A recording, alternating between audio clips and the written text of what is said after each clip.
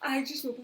Cada vez mais eu tenho a oportunidade de trazer profissionais incríveis para falar sobre deficiência auditiva, uso de tecnologias. E hoje eu estou aqui mais uma vez com a fantástica Valéria Golpe. É uma honra tê-la conosco, porque a Valéria ela tem um conhecimento muito amplo sobre a deficiência auditiva, né? Ela traz sempre é muito enriquecedora, porque ela fala uma linguagem muito próxima do paciente. Então, hoje, vocês estejam preparados para ouvir, porque ela está falando com mães, com pais, com usuários e com fonoaudiólogos, porque ela tem muito a contribuir. Então, Valéria, por favor, se apresenta para nós. Querida Lá, que é uma farra tão gostosa, principalmente te ouvir e tá aqui assim no seu, digamos, mundo, convidada por você, além de uma honra, é de fato uma farra muito gostosa participar, me juntar a pessoas que eu não estou nem vendo, mas que eu já dou um abraço querido aí de longe, e agradeço pela presença, por estar aqui participando junto conosco.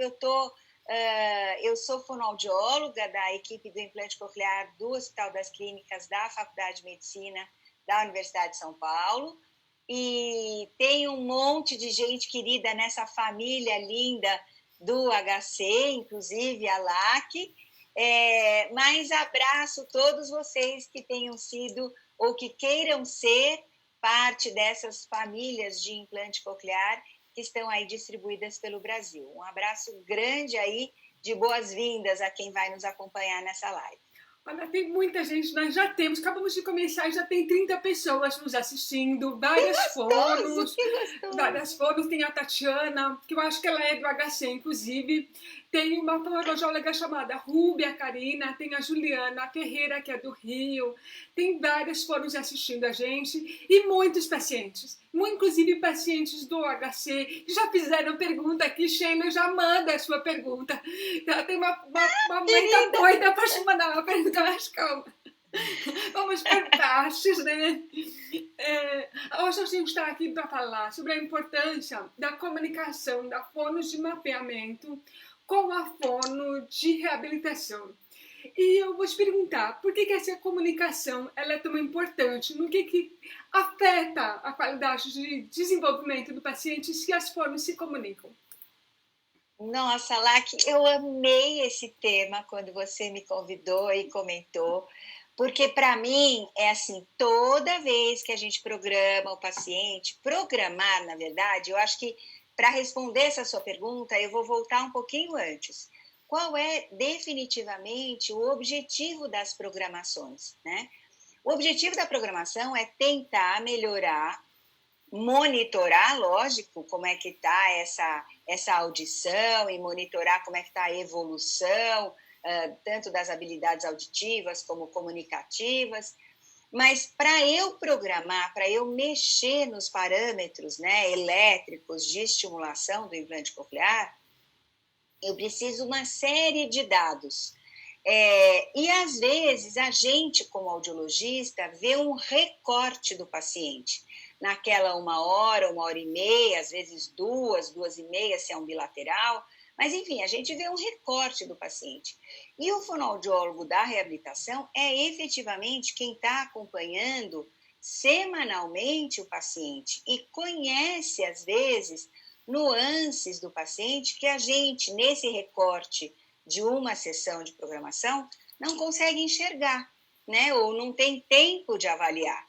Então, a gente precisa do olhar do fonoaudiólogo, que acompanha o paciente semanalmente, longitudinalmente, para somar informações à nossa avaliação.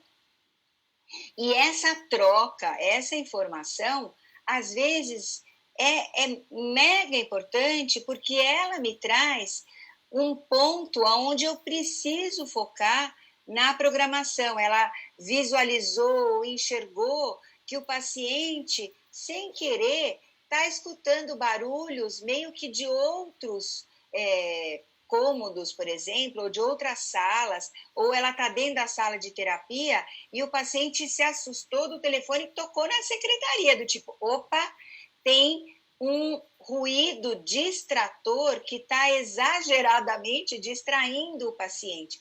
É um detalhe no relatório, porque o relatório não precisa, assim, ser a cópia do capítulo de habilidades auditivas da Bia Novaes. Não, eu preciso no relatório esse tipo de informação. Às vezes, mais importante essas informações informais do que propriamente uma avaliação formal e tudo. Tudo é importante, mas o mais importante é essa parceria, né? Eu queria, assim, começar perguntando porque, obviamente, tem algumas pessoas assistindo que não são profissionais de fonoaudiologia, né? Tem, inclusive, uma mãe que o filho dela acabou de implantar, ele é HC, que é a Carisa, que o filho dela foi implantado pelo Dr. Koji. E aí, foi durante uma live que a gente estava conversando que ela soube comentar em contato com a HC e conseguiu agilizar a cirurgia dela. Então, eu tenho o maior orgulho dela. A Carisa, ela já virou afilhada do blog. E talvez ele não saiba o que é a programação. Você podia explicar para um leigo o que significa exatamente a programação? Perfeito. Então, a programação é o que o audiologista faz no processador de fala para que a codificação do som, ou seja, o processador de fala vai captar o som pelos microfones, vai codificar esse som e vai mandar para a unidade interna pela antena, né? Então, a antena, por radiofrequência, vai mandar lá as informações para o implante que está dentro da cóclea. Só que... mostrando. Isso, muito bom, obrigada. Então, esse processador de fala, quando ele capta o som, ele não vai mandar som lá para dentro, ele vai mandar estímulos elétricos. E esses estímulos elétricos precisam ser, vamos dizer, transformados. Na verdade, o som precisa ser transformado em estímulo elétrico. E, na verdade, essa transformação é que a gente chama de programação. Cada pessoa precisa, em cada região da cóclea, de uma quantidade de energia elétrica diferente, porque depende de como foram colocados os eletrodos, qual eletrodo foi colocado, como é que está o nervo, como é que é a experiência auditiva. Hoje mesmo, eu não sei se ele está assistindo a gente, mas foi uma experiência bem interessante. Eu tive com o Renato, e o Renato fazia 1 ano que não programava, porque ele veio para a programação anual, já faz 8 anos que ele está implantado, e hoje ele não está fazendo reabilitação, mas ele queria mais agudos. E aí ele falou, não, porque eu lembro que no dia da ativação eu escutei muitos agudos e todos faziam muito sentido para mim, apareciam muito, e eu fiquei muito entusiasmado de ouvir aqueles agudos e eu queria muito escutar os agudos como eu escutei na ativação. Eu falei, espera só um pouquinho. E aí eu liguei no processador de fala dele o mapa da ativação. A programação da ativação, porque eu estava falando para ele, falei, Renato, quando você foi ativado, você nem, assim, os agudos eram muito novidade para você, e qualquer agudinho parecia enorme para você, o seu cérebro estava achando tudo aquilo muito novidade. Hoje, os agudos não são mais novidade para você. O seu natural agora é ouvir agudos. O seu cérebro aprendeu a ouvir agudos ao longo dos anos, né? Aí eu liguei o mapa da ativação para ele. E aí ele falava assim, não estou me ouvindo, não estou me ouvindo. Segunda-feira, terça-feira, quarta-feira. Ele não estava ouvindo nada, né? Por quê? Porque aquele mapa, aquela programação era para aquelas necessidades daquele nervo, né, que ainda nunca tinha sido estimulado, daquele cérebro que nunca tinha sido estimulado com aquela estimulação. Então, tudo evolui, né? Por isso que eu sempre falo, a programação ela vai melhorando à medida que o cérebro vai aprendendo a ouvir. Tudo evolui junto, né? Não é só a programação e nem só o cérebro. Aliás, quem toma conta deste cérebro para aprender a ouvir é justamente a reabilitação.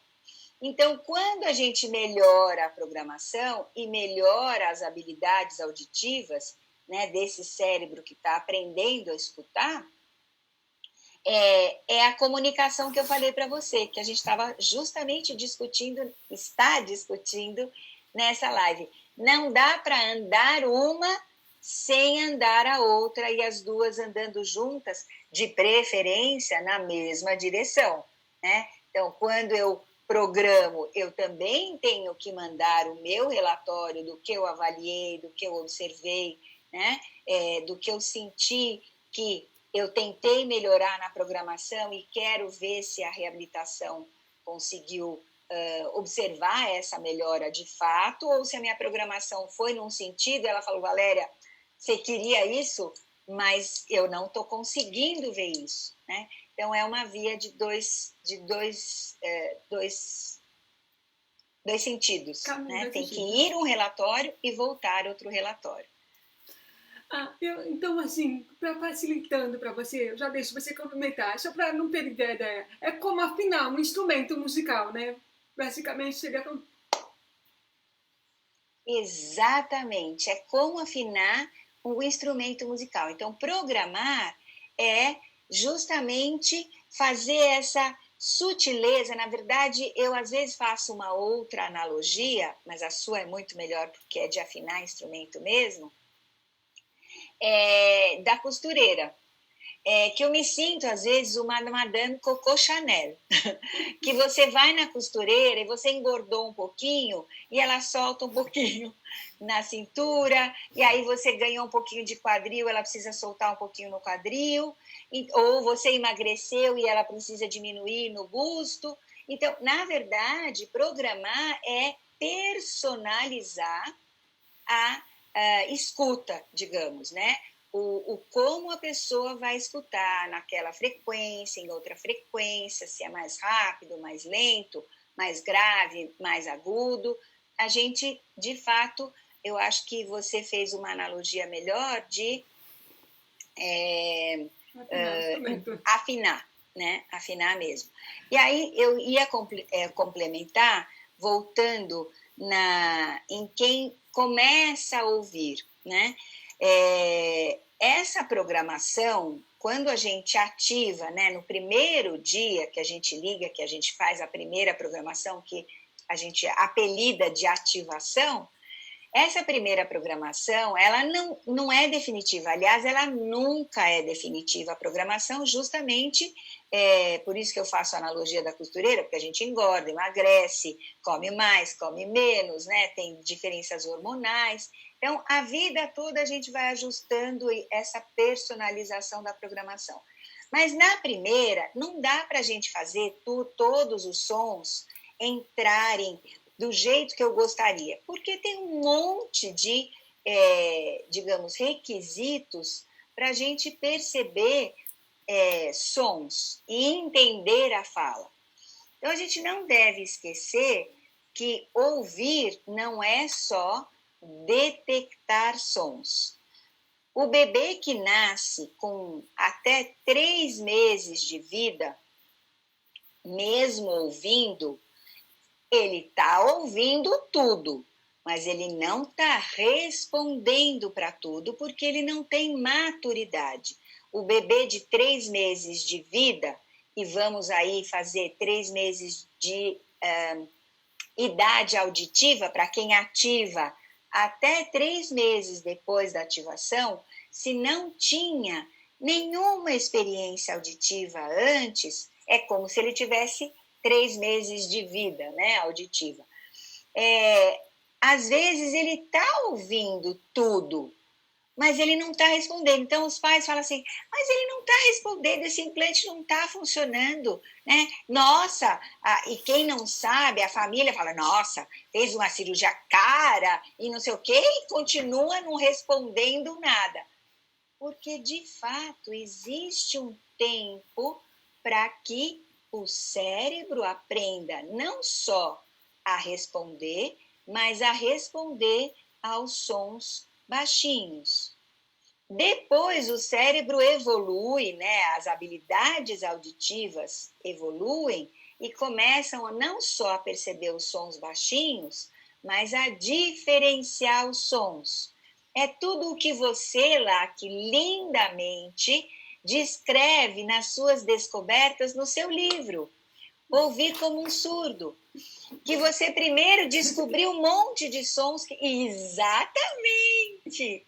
Esse livro é um mar maravilhoso de experiências que, de uma forma muito linda, descrevem como são essas habilidades auditivas adquiridas. Então, primeiro a gente descobre que som existe, descobre que tem um monte de sons que você nem lembrava que existiam ou que às vezes nunca escutou mesmo. Depois que você descobre os sons, você descobre que eles são diferentes e que as diferenças identificam cada som. E depois que você descobre que eles são diferentes e que as diferenças os identificam, se descobre que você consegue reconhecer fala e que você consegue entender alguma coisa de fala. Mas tudo isso leva tempo, porque é um aprendizado. E o aprendizado não vem junto com a cirurgia. O aprendizado vem com o tempo, com muito trabalho, com muita reabilitação, né? E com muitos exercícios que você sugere aí no seu livro. Então, é um processo. Implante coclear é um processo.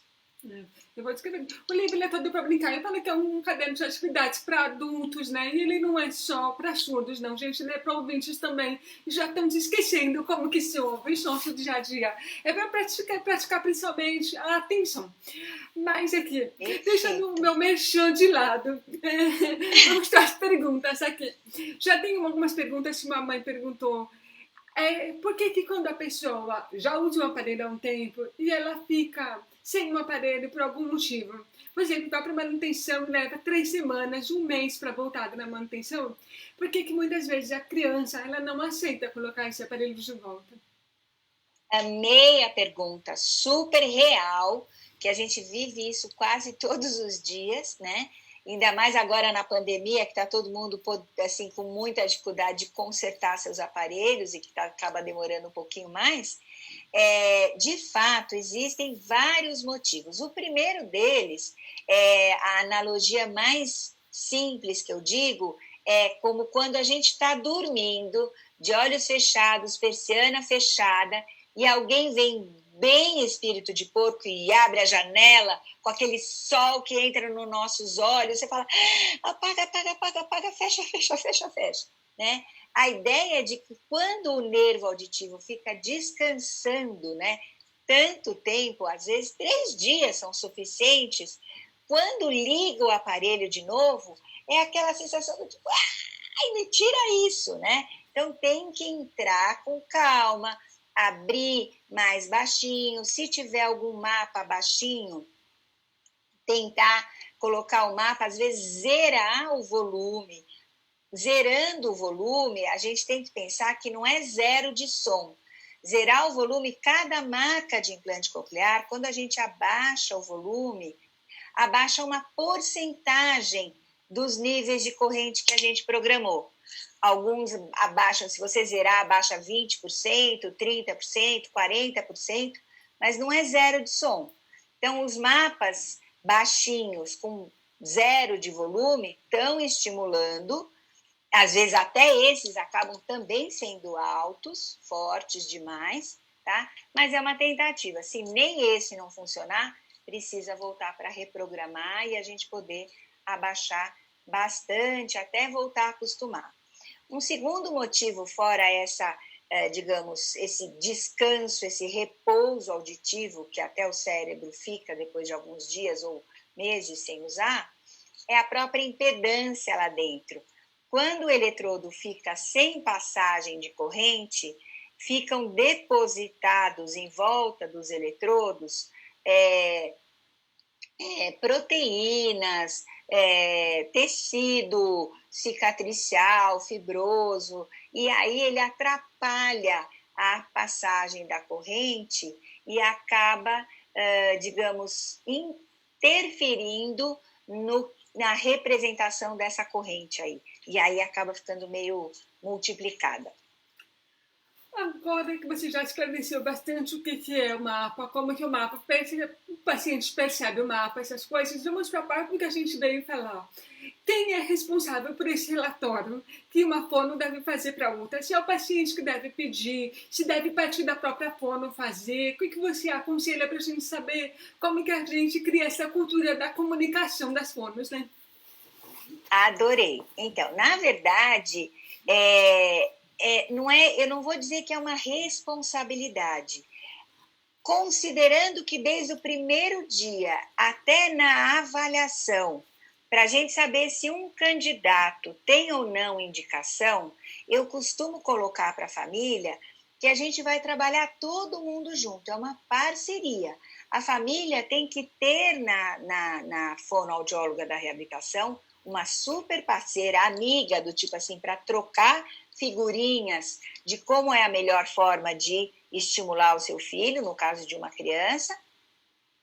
E a parceria inclui o audiologista responsável, seja pela programação do aparelho de amplificação sonora individual, da prótese auditiva convencional, seja do implante coclear. Então, essa parceria não é que tem um responsável.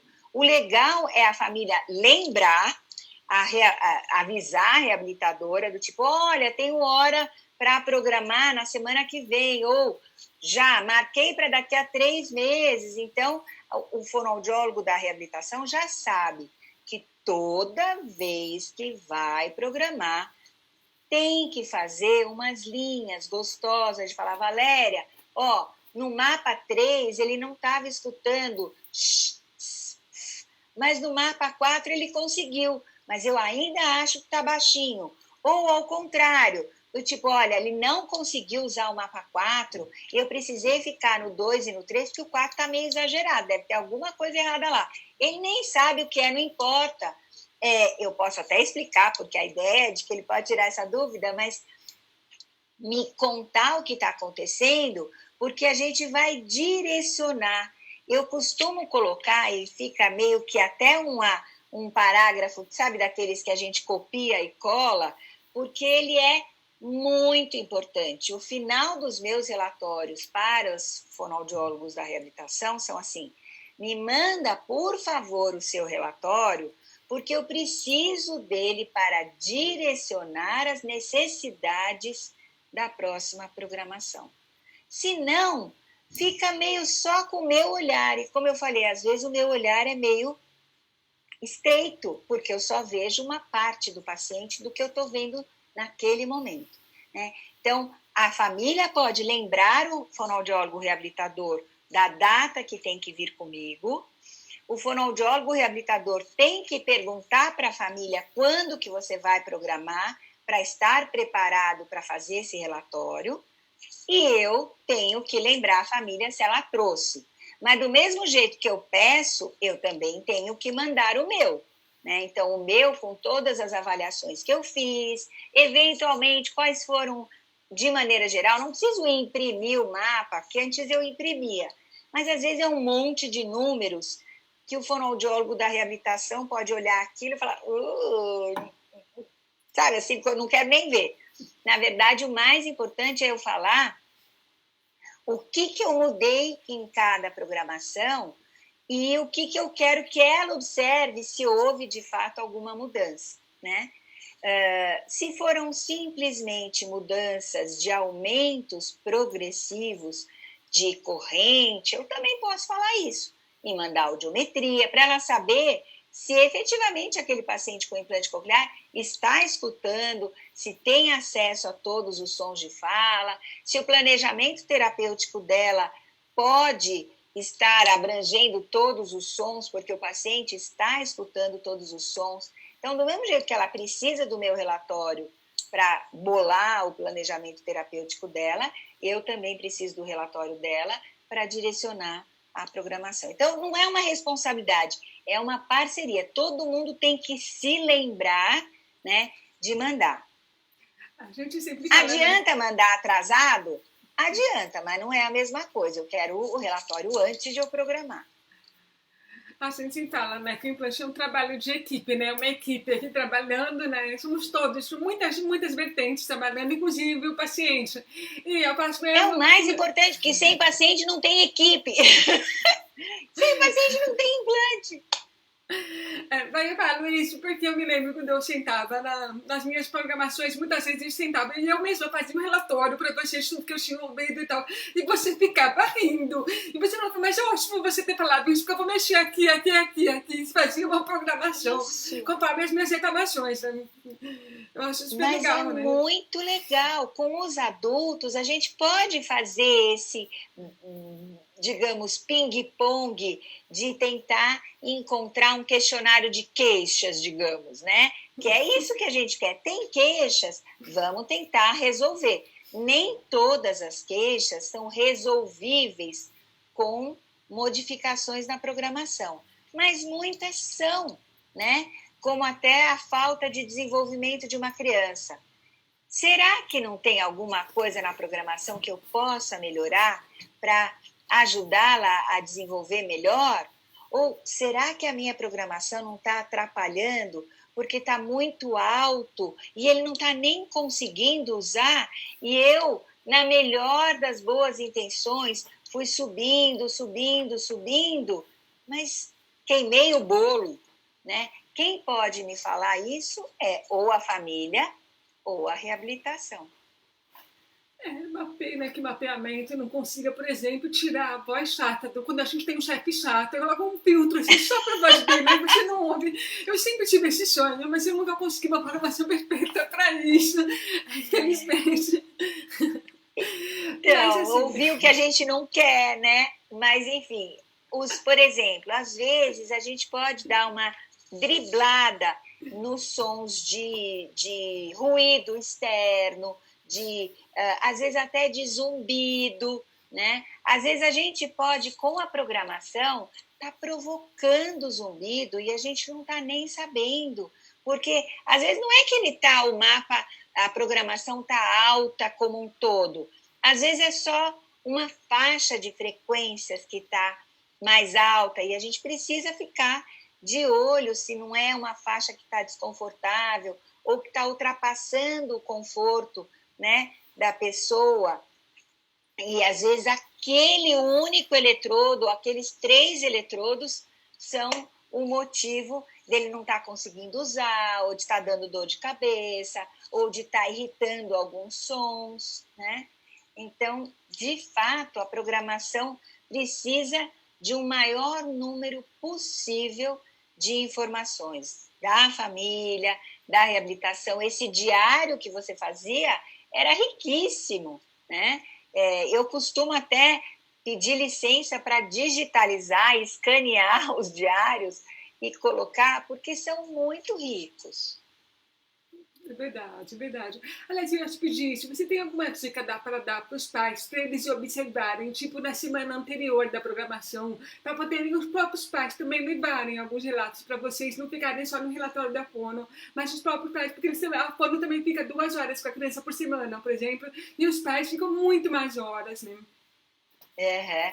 Não, a gente costuma mandar, principalmente no primeiro ano pós-implante, tem alguns questionários até, digamos, tem pais como você que fazem, como é que fala? Espontaneamente fazem diários, né? Mas tem vários diários, até traduzidos já para o português, o diário PEACH, é um Parent Education, ele Evaluation, ele faz um diário do que a criança escutou a 15 centímetros quando ele está com a criança no colo lendo um livro, o que ela escutou quando ela está na frente ou do lado a 50 centímetros, a 1 metro, a 2 metros, a 3 metros. Então, todos esses. Então, tem o ELF, que eu gosto bastante, eu costumo mandar para os pais, que são 10 perguntinhas, justamente isso. Ele escuta, acho que são 3 ou 4 perguntas em sons baixinhos, a mãe fazendo assim com o dedo, né? Ou o papai falando uma voz mais forte, falando ou puá, puá, puá, ou estalo de língua. Então, tem vários, ou batendo palmas, né? A 15 centímetros, a 1 metro, 2 metros, ou ele nem escuta, tá? Então, é um quadrinho para eles preencherem, para me falarem uma semana antes de vir programar o que a criança está escutando. Então, no primeiro ano, tanto antes do implante quanto no primeiro ano pós-implante, é um questionário que eu costumo pedir para os pais preencherem, porque eles ajudam muito. E podem até também preencherem junto com o fonoaudiólogo, né, reabilitador. Olha só, tem uma mãe comentando que não é todos os centros que tem esse questionário, se você poderia disponibilizar online para eles poderem, eles mesmos começarem a fazer. Eu te mando e você publica o ELF. Ótimo, como fazer isso? Está traduzido pela nossa equipe, foi traduzido por uma aluna da doutora Cecília Bevilacqua, tá? Mas ele é muito fácil de preencher, e o pitch foi traduzido várias versões do pitch. Tem uma versão da Carla ai, desculpa, me fugiu o sobrenome dela, da Bahia, de Salvador, e depois pela Silmara Levi, eu também posso disponibilizar o pitch e o ELF. Muito obrigada. A Renata Gali, que é uma fonoaudióloga também, que está sempre aqui nas minhas lives, eu preciso convidar ela para fazer uma live comigo uma hora dessas. Ela sempre assiste, sempre comenta. A Renata está comentando que ela pede diário para pacientes adultos com relação a novos sons que eles ouviram. Então pode ser uma sugestão para quem é adulto também fazer essas anotações de diário, não deixar só para criança. Uma pergunta aqui... Eu tenho também, na primeira programação, eu gosto muito, eu chamo de roteiro de ativação. Então, tem, na verdade, só para fazer xizinho, estou escutando torneira, estou escutando vozes, estou escutando telefone, estou escutando passarinho, não sei o quê, com o mapa 1, com o mapa 2, com o mapa 3 e com o mapa 4, para eles me trazerem. Principalmente os que têm longo tempo de privação auditiva, como foi o seu caso, né? É verdade, né? Porque o meu caso também, eu me deslumbrava com tudo, porque eu estava comparando tudo com silêncio, mas eu não sei se é todo mundo que faz isso, é uma coisa minha também, porque eu também sou muito curiosa demais. A Juliana Ferreira, que é a filha ai, eu não fugi o nome da mãe dela, a mãe dela é super conhecida no Rio, que ela é fonoaudióloga, tem uma clínica no Botafogo. Nossa, eu tô com... A Valderez. Isso mesmo. A Juliana está pedindo para você falar um pouco sobre programação e zumbido. Ela pediu que você pode falar um pouquinho, porque você citou. Então, é super importante. O zumbido, tadinhos, quem tem zumbido, nem sempre o zumbido, ele é, digamos, dentro da orelha, né? Às vezes ele já está, às vezes, salvo, né? no cérebro, no córtex da pessoa, e fica um pouco difícil de tirar. Mas uma das maiores preocupações, sem dúvida, nos pacientes com zumbido, é tomar muito cuidado com a configuração dos níveis de estimulação, sobretudo em volta da frequência em que ele sente o zumbido. Então, a gente costuma procurar aonde ele sente o zumbido ou qual região que o som é parecido com o zumbido dele, para a gente tomar muito cuidado com os níveis de conforto nessa região. Mas o que mais me preocupa no zumbido é o nível mínimo de estimulação, né? Porque o paciente ele se confunde muito na hora de dar para nós. Não sei se você lembra lá, que quando a gente programa, eu pergunto para você, me fala quando está forte, quando está fraco, se está aumentando, e me fala para parar quando está forte e gostoso. Paciente que tem zumbido, o zumbido atrapalha muito essa sensação de intensidade, principalmente quando ele tem que identificar o som mais baixinho. Então, por conta, né, eu costumo abaixar os níveis mínimos desses pacientes para que os sons ambientais não entrem tão altos, né? E aí não incomodem mais ainda e que o campo dinâmico deles não estejam tão achatados, tá? Mas é um paciente que realmente exige depende do paciente se o zumbido dele é gerado por um estresse do nervo, às vezes a gente precisa abaixar a velocidade de estimulação, né? Então, é um paciente que precisa mais ainda que Madame Coco Chanel seja muito meticulosa e veja o paciente muitas vezes até encontrar a receita bem personalizada para ele. Muito obrigada. E desculpa o nome da mãe da Juliana, é Valdereza. Ela me corrigiu aqui, peço desculpas, mas que eu sou péssima com o nome, sempre esqueço. Me desculpa, Juliana, não foi de propósito. E agora é a Keila que está fazendo uma pergunta que eu acho que ela é bem interessante. E se a má programação, ela pode causar dor na região do ímã? Ou isso não tem nada ligado à programação? Não, justamente a dor relacionada à região do ímã, bem provavelmente deve ser do ímã forte. Então, a primeira coisa que eu tenho sugerido, além de, lógico, solicitar o audiologista responsável pela sua programação, assim, se puder soltar o ímã, ótimo, dependendo da marca do implante, não dá para soltar o ímã, em casa. Então, eu costumo pedir para colocar ou uma gaze, uma gaze dupla, ou, não sei se vocês lembram, aqueles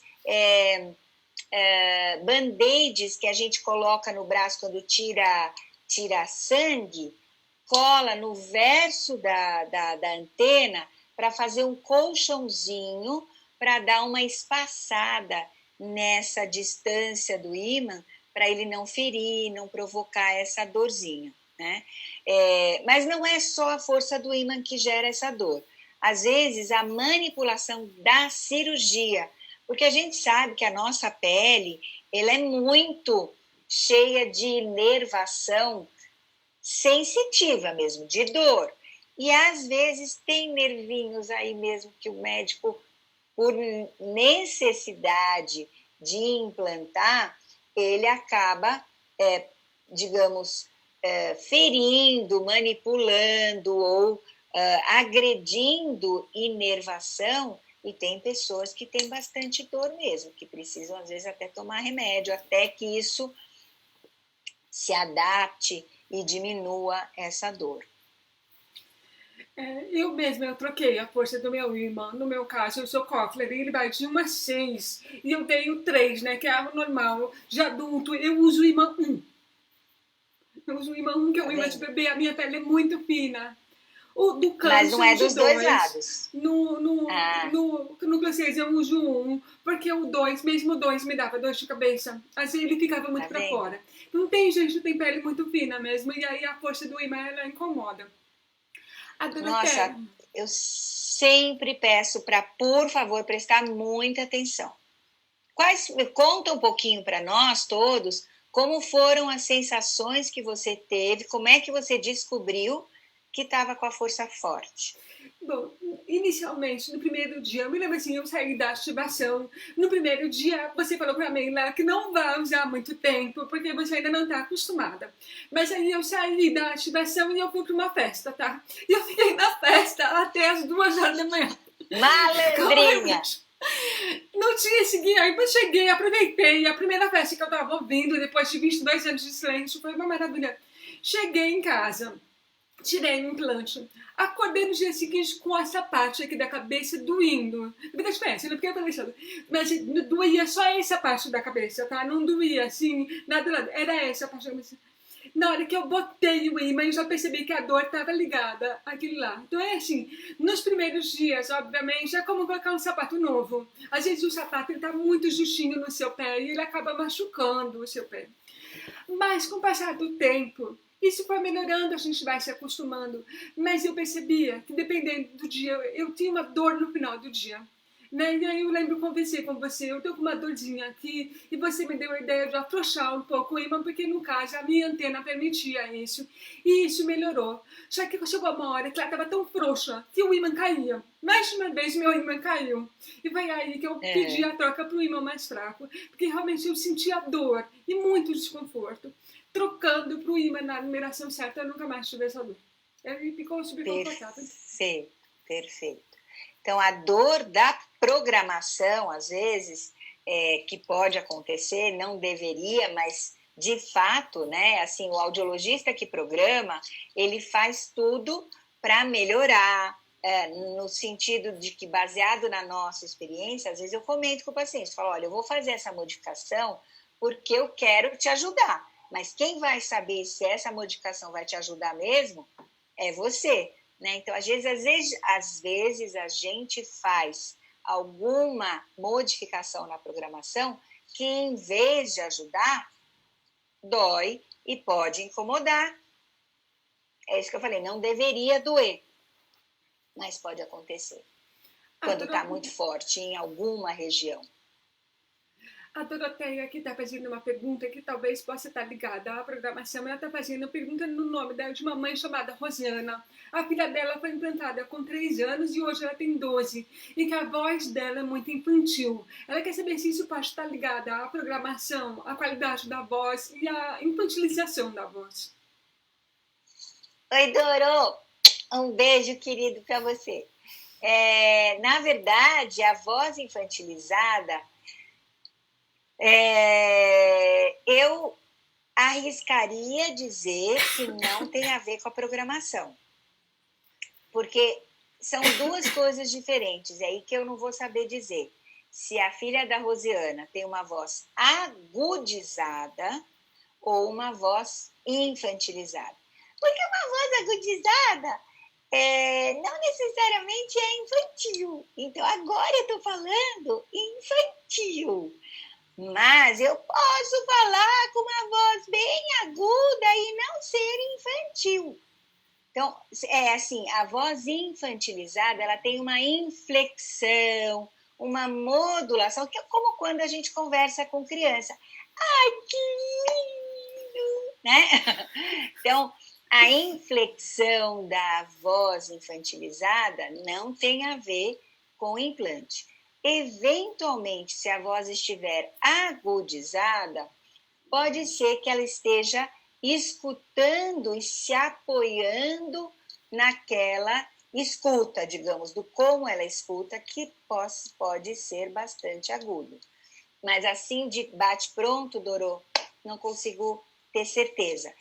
Acho que sempre na dúvida tem que rever a programação só para ter certeza que, de fato, olha, não é aqui. E aí pode ir para um fonoaudiólogo da reabilitação, por exemplo, né, discípulos ou a própria Maísa Obrig. Então, a Maísa só trabalha, hoje em dia ela fez o mestrado e o doutorado em trabalho de voz, de melhorar essa inflexão, essa modulação e até a colocação do tom da voz na reabilitação em pacientes implantados. Então, se não for da programação, aí pode procurar um fonoaudiólogo para ela aprender a usar a voz menos aguda. Então, eu estou achando minha voz aguda demais. Quando eu vejo as lives, eu acho que pode ser a programação. Eu vou voltar ali para a gente dar uma mexida no meu mapa. Combinado. Brincadeira. Bom, tem uma mãe perguntando sobre coceira na região do ímã, né? Se tem alguma contraindicação que a criança tenha coceira ou pode ser algum problema na parte interna. Nossa, é o primeiro sinal que eu falo de força exagerada é quando começa a coçar. Eu não sei se tem alguém velho o suficiente, porque eu acho que hoje em dia nem existem mais brincos de pressão. Mas na minha época, há alguns anos, tinha muito brinco de pressão para quem não tem furo na orelha. E os brincos de pressão, eu me lembro que quando eu usava, ele coçava, chegava no fim do dia, você queria arrancar aquilo porque estava apertando demais o ímã, o brinco. Né? Então, o primeiro sinal de ímã forte, sem dúvida, é coceira. Por quê? Desculpa, só completando. Porque a força exagerada do ímã, ela vai prejudicar a circulação do sangue embaixo do ímã, da pele que está embaixo do ímã. Então, essa circulação, quando ela começa a diminuir, começa a inflamar a pele em volta do local, né, que está sem circulação sanguínea adequada, e essa inflamação é o que faz coçar e ficar vermelho. Ali, devo aproveitar para te perguntar, a força do ímã, ela interfere na programação?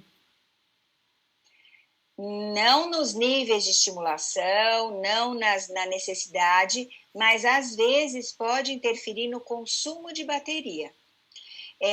Um ímã, tanto um ímã exagerado quanto um ímã frouxo, pode causar um consumo a mais de bateria. Porque a distância entre a antena e o receptor por baixo da pele tem uma distância mínima, geralmente 0,5 milímetros, é o que a maioria dos fabricantes de implante coclear calcula, de distância mínima. E também não pode ser muito mais do que 1,1 centímetros, tá? Então, quando o ímã está frouxo demais, ele puxa mais bateria para encontrar a unidade interna, para fazer essa transmissão de radiofrequência. E quando está exagerado, ele também está mandando o tempo todo informação. Então, não interfere na programação, nos níveis necessários, nada disso. Então, não adianta achar que quanto mais forte tiver, melhor vai escutar, porque não é verdade, tá?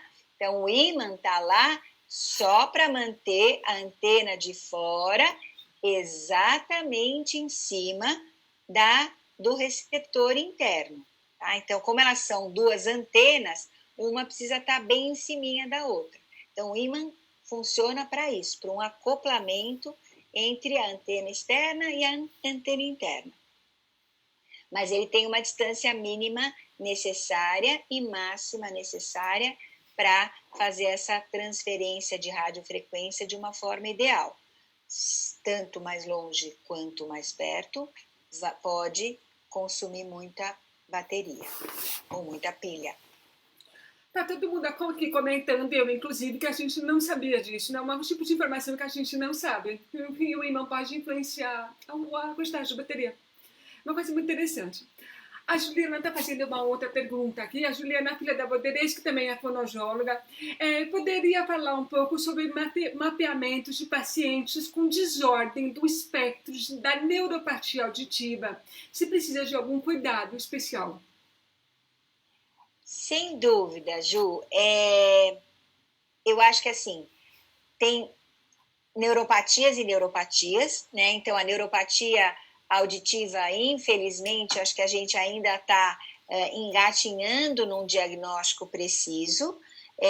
Então, tem neuropatias auditivas que o problema a gente resolve e já fica sabendo que ele resolveu, digamos, às vezes até na cirurgia, porque tem resposta neural, porque escuta como se nunca tivesse tido uma neuropatia auditiva. Então, elas seriam aquelas pré-sinápticas, digamos. Mas, então, nessas, geralmente não precisa nem nada muito diferente na programação. Mas tem outras neuropatias auditivas, pós-sinápticas, eventualmente de dissincronia, e às vezes hipoplasias do nervo auditivo, um nervo auditivo mais pobre, com menor número de fibras neurais, às vezes também estão no pacotão do diagnóstico da neuropatia auditiva. E esses sim precisam, digamos, mais cuidado. Às vezes, velocidades de estimulação mais baixas, maior carga elétrica para conseguir fazer uma estimulação mais efetiva. E, sem dúvida, nesses casos desafiadores, a parceria com a reabilitação, né, como são tantas as peculiaridades desses pacientes também na programação, a parceria com a reabilitação é mais importante ainda, né, para saber se justamente a gente está alcançando os objetivos. Tanto na programação, se o que eu estou fazendo está surtindo efeito em habilidades auditivas e lá na frente comunicativas, e a reabilitação contando para nós, tipo, não estou conseguindo evoluir, não estou conseguindo atingir as minhas metas terapêuticas. Se não está conseguindo, será que eu posso fazer alguma coisa na programação para ajudar, né, a esse paciente a evoluir e, logicamente, o fonoaudiólogo responsável pela reabilitação alcançar as metas terapêuticas? Às vezes o problema não é nem na reabilitação, nem na programação, pode ser na família, mas juntos, nessa parceria, às vezes a gente consegue chegar do tipo, olha, mãe, a programação tá legal, tá ouvindo, tá com a audiometria legal, a reabilitação tá lá ralando. Como é que é seu dia a dia em casa, né? Você mesma falou lá que a reabilitação tá com o paciente 1, 2 horas por semana, né? E a família tá as outras 70, né? Então, o que essa família, nessas 70 horas, está conseguindo fazer para estimular este cérebro a aprender a ouvir, né? Tanto adultos quanto crianças, né? Porque às vezes os adultos estão precisando do suporte da família também, não só para treinar, parar e falar, vamos treinar, não, é no dia a dia, bater papo, conversar, né? Quantas vezes, uma das coisas mega importantes que eu tenho discutido com as famílias e também feito questão de mandar para os fonoaudiólogos da reabilitação, é uma coisa que a gente chama de data logging. É aquilo que quando a gente conecta o processador, a gente olha lá, o computador me conta tudo. Quantas horas usou, se usou no silêncio, se usou no ruído, se ouviu música, qual programa usou, né? Não são todos os processadores de fala que disponibilizam essas informações, mas quando disponibilizam, a gente visualiza um monte de coisas, inclusive quanto tempo a pessoa fica no silêncio. Ah, meu filho usa 14 horas por dia o implante, só que 6 horas do dia são no silêncio, 4 horas são de puro ruído e 1 horinha só é de quem está, de fato, conversando com ele. Então, às vezes, a gente precisa modificar esse dia a dia, né, deles. Por isso que eu gosto de mandar o data logging para o reabilitador. Podem pedir, viu, reabilitadores, do mesmo jeito que eu puxo a orelha de reabilitadores que não me mandam, e lá no nosso prontuário eletrônico está escrito com tarjas negras, assim, esse fonoaudiólogo nunca manda relatório, né? Então, eu puxo a orelha de fonoaudiólogo que não manda relatório.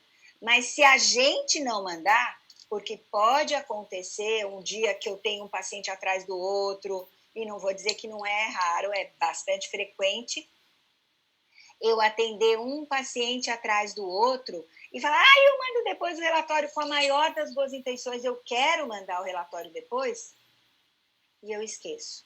E passa 1 semana, 2 semanas, e tem um monte de pais queridos que, assim, não esqueça da minha calói, sabe assim? Não esqueça do relatório da fono. E aí eu mando atrasado, mas eu mando. Então, pode nos puxar a orelha, as orelhas dos fonoaudiólogos que programam as suas crianças que vocês estão reabilitando ou seus adultos, pode nos lembrar de falar, Valéria, você esqueceu de me mandar, ou Tatiana, ou quem for o responsável pela programação, pode nos lembrar que a gente deve mandar, sim, o data logging, os resultados dos exames, a audiometria e o que a gente fez na programação. Você sabe que ontem o Datalog foi um assunto no grupo de WhatsApp, porque eu tenho um grupo de WhatsApp de usuários e mães, que é um grupo assim que a gente tem fones também, a gente fica conversando o tempo real.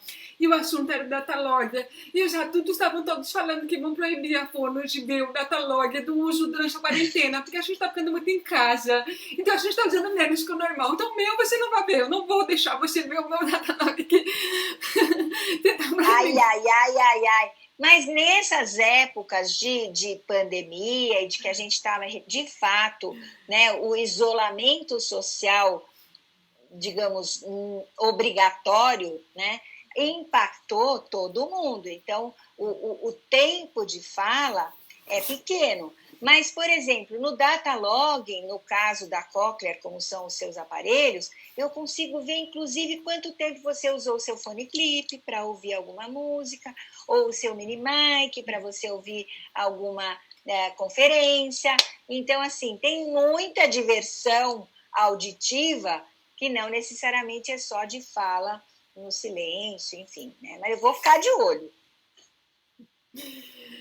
Tem uma pergunta aqui de uma fonoaudióloga, que é a Rúbia, que ela está perguntando assim, em relação ao implante sequencial, se você acha que novos mapas de reabilitação, se a sua orelha implantada por último, ela pode ter uma resposta similar ao primeiro implante, ou o paciente sempre vai ter uma sensação de diferença entre o primeiro e o segundo implante, e o primeiro é sempre melhor. Olha, já vou responder essa Valéria, tá? Eu tenho resultados completamente diferentes. Falei, olha, tem o meu segundo é muito melhor que o primeiro. Então, Rúbia, na verdade, isso que a LAC vivencia é uma realidade. Nem sempre o primeiro lado é o melhor. Eu não sei se a Sheila Vieira está por aí também, mas a Sheila, ela fez 10 anos depois o implante e ela também sentiu que o segundo lado foi até melhor do que o primeiro, tá?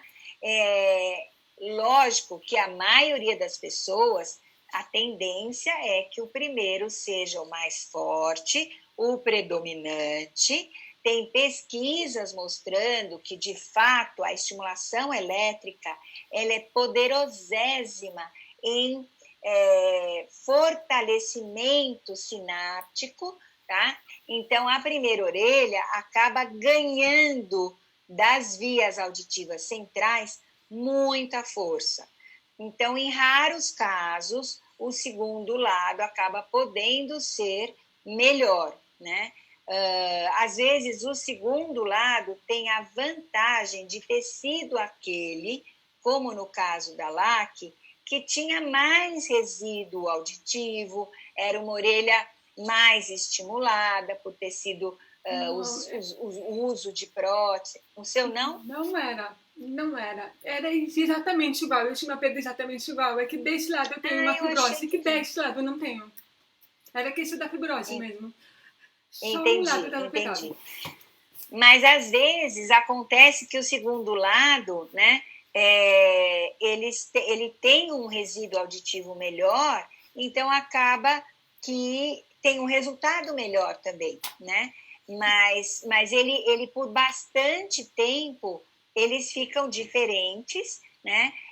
A gente tem, inclusive, uma monografia que vai ser tema da tese de mestrado da Vanessa Fonseca, que é uma fonoaudióloga do Mato Grosso, que está aqui conosco, e ela está estudando justamente isso, Rúbia, quanto tempo demora para o segundo lado alcançar o desempenho do primeiro lado, né?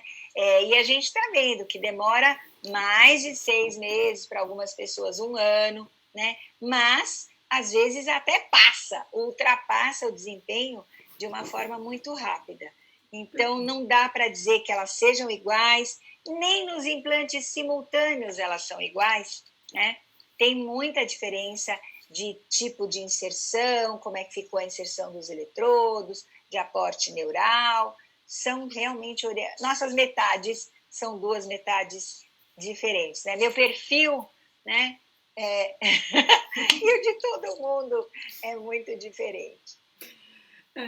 Até porque rosto simétrico está tão na moda que o pessoal está fazendo harmonização facial para tentar acabar com essa hipótese de simetria de um lado do outro. Os atores famosos estão fazendo. Aí eu vi um comentário de que as pessoas estão ficando todas com o mesmo rosto, porque essa coisa de deixar todo mundo simétrico está deixando todo mundo igual. Agora eu vou falar assim, galera, a gente já fez 1 hora de live, eu não sei se você consegue ficar mais uns 10 minutos com a gente, se você tá com um horário super aproveitado, se a gente consegue ficar mais uns 10 minutinhos aqui, porque tá tudo muito bom. Tem uma pergunta, tem 2 perguntas aqui, né, por isso que eu tô perguntando. Uma pergunta, ela é bem interessante. Uma pessoa falou que ela sente pequenos choquinhos do lado esquerdo da língua que libera um sabor metálico. O lado é implantado há 6 meses e o primeiro implante foi há 5 anos que ela tem notado isso quando ela tira o implante. Se isso é normal, essa percepção de choque, essa mudança de sabor quando ela ativa o implante. Super interessante e não é raro. Eu tenho alguns pacientes que sentem essa sensação na língua. Ela deve vir, provavelmente, de um nervinho que chama corda do tímpano e que passa no meio da orelha média e vai para a língua. Então, a primeira coisa que você tem que fazer é telefonar para o seu... Não é nada urgente, nada horroroso, mas isto é uma queixa que a programação pode sim resolver, tá? Então, provavelmente, alguns eletrodos da base da cóclea podem estar espalhando corrente para a orelha média e estimulando esse nervinho. É muito fácil, eventualmente desativando alguns eletrodos ou diminuindo a corrente para não espalhar tanto, tirar essa sua sensação, mas você precisa comentar com o fonoaudiólogo que programa. E se for eu vou te puxar a orelha, não sei de quem foi, mas se sou eu a fonoaudióloga que programa e você não me comentou, eu vou puxar a sua orelha. Tem uma outra pergunta, que é da Carolina, que ela está perguntando assim, qual a dica para que os lábios se comunicarem melhor, né? Porque você está falando sobre esse momento de fazer a junção dos dois lados. Se você tem alguma dica que possa ajudar nessa comunicação, porque ela ouviu dizer que praticar um lado, de usar um implante do outro lado e operou por último por um tempo, ajuda depois a fazer essa junção. E aí, se você tem alguma dica. Então, na verdade, realmente, se tem um tempo muito grande entre o primeiro e o segundo implante, a gente tem 2 objetivos aí. O primeiro é fortalecer as habilidades auditivas desse lado que recentemente foi operado. Por isso, essa sugestão de usar meia horinha por dia, não precisa mais do que isso, só um lado, só o lado novo, para que ele faça todos os exercícios aí de atenção auditiva que a LAC comenta. Então, fortalecendo a atenção auditiva, a discriminação. Isso! Perfeito! Então, usar um tempinho só o lado novo é importante para fortalecer essas habilidades dele. Mas o resto do dia inteiro é muito importante que, como é o nosso objetivo, atingir esta parceria entre 2 lados, tem que usar os 2 juntos, né? Então, o exemplo que eu dou, né, ou analogia, não sei se meio barata, de 2 lados que implantam sequencialmente, é quando a gente casa depois dos 40, sabe assim, dividir o banheiro, né, arrumar a cama e aprender a morar junto, quando a gente fica muito tempo solteiro, é difícil, né? Mas a prática, né, do dia a dia juntos, de um respeitando o outro, a gente se entende.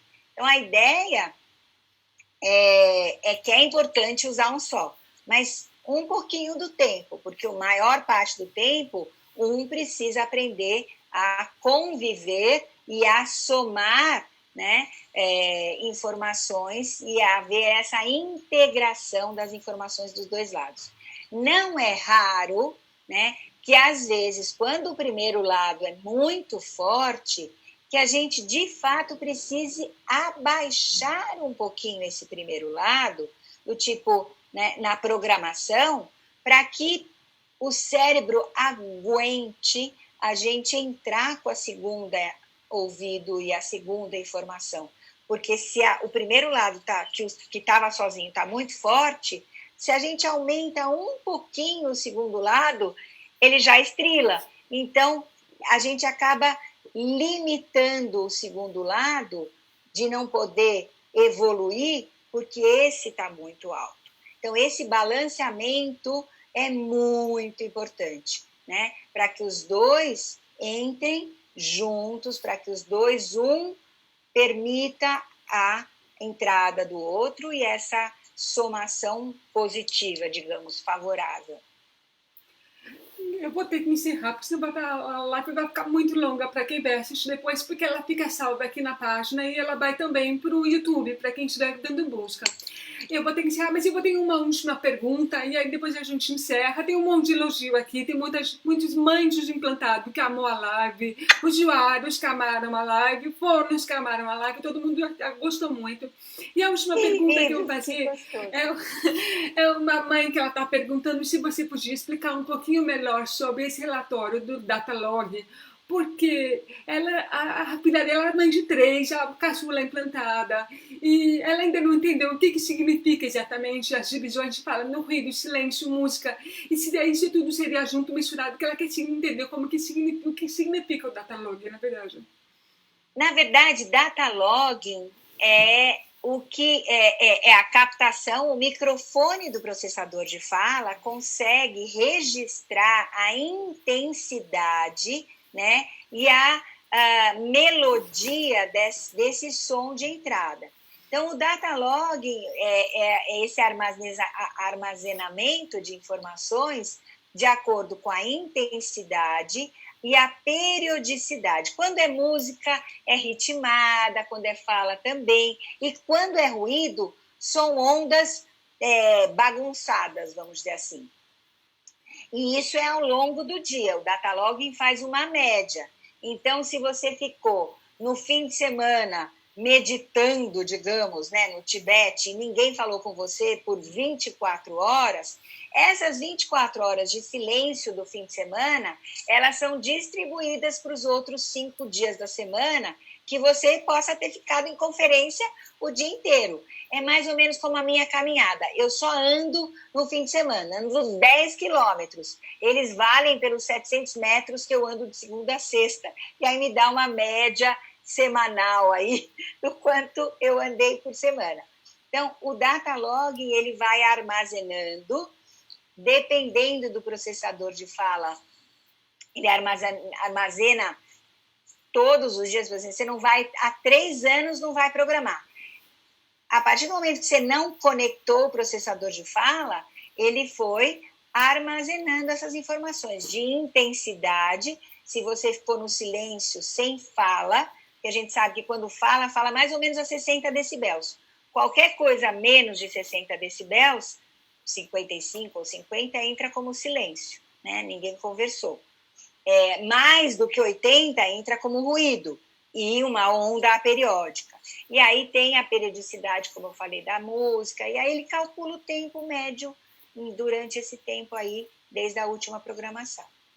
Na verdade, ela queria saber, essa criança implantada, ela precisa ser estimulada no silêncio, porque como tem 2, são 3, ela tem muito mais barulho do que silêncio na casa dela. Acho que ela fez confusão na hora de perguntar. Ela quer saber se a criança precisa de silêncio para estimular a fala ou se um ambiente de ruído. Pode ser. Não, pode ser no ruído, ele vai aprender a falar. Porque um bebê, uma criança pequenininha, ela geralmente está a 1 metro de distância de quem está falando com ele. Não é que nem os adolescentes que a gente fala de um quarto para o outro. Então, o pequenininho, ele está sempre num raio de 2 metros, 1,5 metro de quem está falando, a fala vai chegar legal para ele, mesmo que a casa esteja bagunçada, fica tranquila.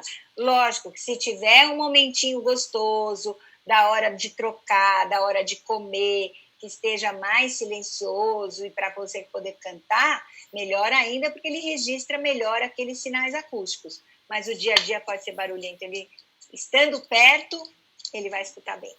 Desculpa. Não, gente, eu por mim fico com dó de encerrar essas lives. Por mim, eu fico 2 horas conversando, mas é que a gente sabe que se fica muito longo, o pessoal que vai assistir depois não consegue acompanhar, fica cansativo.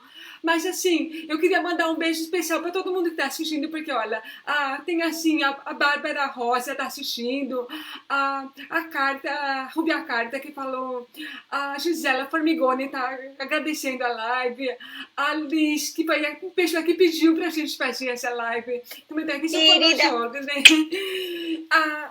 Tem muitas mães assistindo, inclusive mães de pacientes seus, né? Como é o caso de uma mãe aqui que falou, que fez uma pergunta aqui, falou que a Nájila, que o filho dela, o Caio, é seu paciente e tal. Então todo mundo está agradecendo por essa live. Lindas! Que gostoso! Eu mando um beijo querido e especial para cada um de todos que estão assistindo, e um muito especial para a LAC, por a gente ter conseguido aí fazer esse momento tão gostoso entre nós. Estou, assim, muito feliz de estar aqui. Obrigadíssima mesmo pela oportunidade. Eu agradeço muito por vocês ficarem conosco na live de mais de uma hora. E, galera, obrigada por tantos esclarecimentos. A gente sempre aprende muito com vocês, de verdade. Beijos missionários para todos. E tenham um ótimo final de semana. Igualmente todos. Tchau, tchau. Boa noite. Boa noite.